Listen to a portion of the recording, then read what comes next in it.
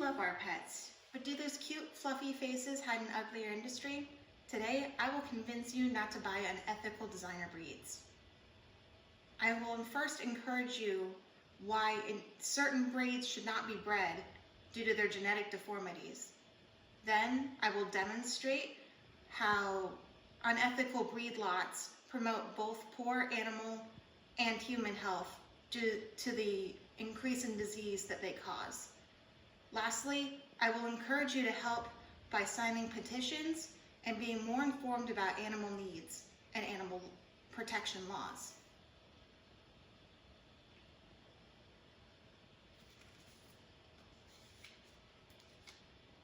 How much is cuteness worth? Is it worth harming the animal for that little scrunch face or those cool colors? I say no. Two breeds that shouldn't be bred due to the severity of their genetic conditions are the pug and the spider ball python. Robin Havergrass, a vet in the UK, in their interview for the Sun newspaper published February 14th, 2018, states, "Their nasal passages are so thin it's like breathing through a straw. The quality of life is intolerable without surgery, and surgery makes it just bearable."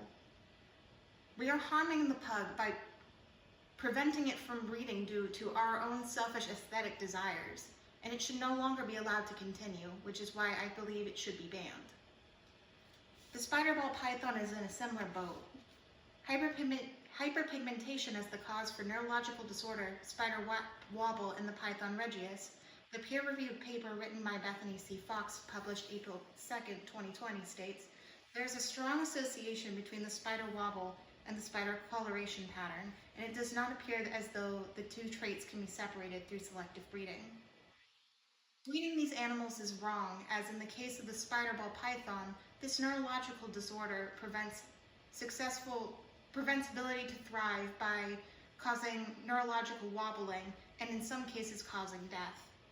It's wrong to breed an animal just for the sake of aesthetic preference, which is why these breeds should be banned. However, it's far from the only consequences of unethical breeding. Unethical breeding has also led to the creation of puppy mills, and buying purebred pups encourages this behavior by making it profitable.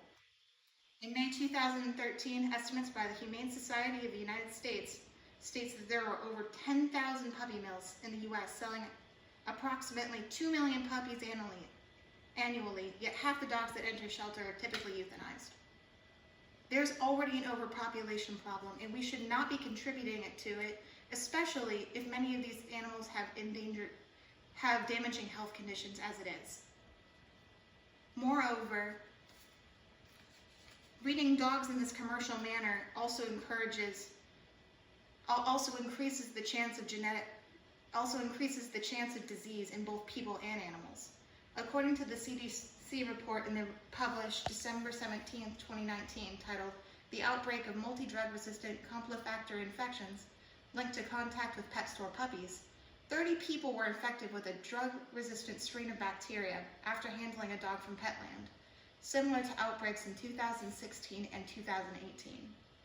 It is clear that these pet stores and these designer breeding companies are not learning their lesson, and they need to be regulated to prevent both animal suffering and human suffering. Some ways that you can help reduce this problem, and I encourage you to do so for the sake of both the people and animals, is to be mindful and well-informed. Many people are not sure of the needs of their puppy and just treat genetic conditions as if they're normal or cute, like the pug's breathing problems or the spider's wobble. It's important to make sure that you can afford the cost of care so you don't have to surrender your fluffy friends. Another way that I encourage you to help is by reporting suspicious pet stores and breeders to a humane society or the police department. By reporting them early, it can help prevent animal suffering, and it can also prevent the spread of disease by limiting the distribution before it gets too big. Lastly, you can support regulatory laws for animal breedings by signing petitions like the one I've linked below, which pledges to help make sure that which pledges to make sure that animals cannot be sold across pet stores, and tries to impose more laws regarding puppy mill breeding. We need better laws, as according to the article, A Local Approach to a National Problem, Local Ordinances as a Mean of Curbing Puppy Mills Production and Pet Overpopulation, by Kristen Kenley, published November 1st, 2011, legal protection that does exist was found to be ineffective as far back as 2006, according to the latest audit of the Medical Care Unit, the government industry enforcing animal rights laws. And things clearly have not improved in the modern day due to the puppy mill statistic I have listed previously. Some laws that I hope to see in the future, and I hope that you would wish for as well, is to make unlicensed dog breeding illegal in all states to help catch more puppy mills by making it a federal crime in order to breed without a license. I'd also like to see a law that encourages a form for what health problems affect specific breeds to be required for the sale of every puppy, so that people are well informed about the needs of their animal before they purchase them, to prevent them having to surrender them to puppies, to the streets and to shelters. I hope you will take a stand with me against unethical breeding for the sake of the animals and for the sake of ourselves by taking a stand to support breeding regulations. I have already exposed the genetic consequences, and I have argued how unethical breeding has led to the suffering of both humans and animals through disease.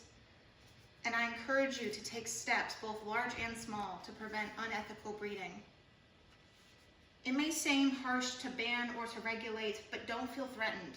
We're all doing the best we can to care for the pets we have, but that is why we need to regulate. Preventing long suffering, we are preventing long-term suffering of both ourselves and the animals.